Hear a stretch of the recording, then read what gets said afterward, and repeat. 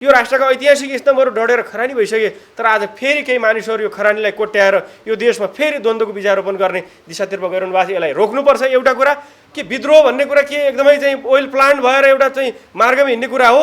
नेपाली युवाहरूको त्यो पनि नयाँ पुस्ताको चाहिँ त्यो सशक्त चेत र त्यो शक्तिको सामु यो सारा यो देश खरानी भएको र अब हामी खरानी कोट्याउनेतर्फ होइन।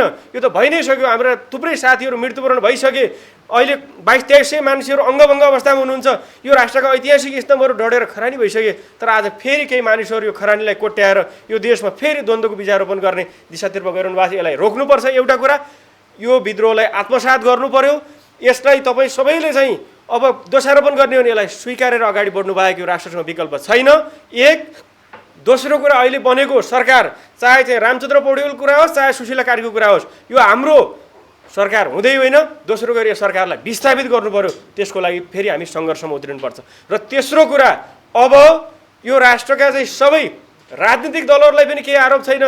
जति पनि मिडियाकर्मी, बुद्धिजीवी, यो देशका सबै नागरिकहरू एक ठाउँमा उभिएर अब हामीले हाम्रो मार्ग तय गर्नुपर्छ।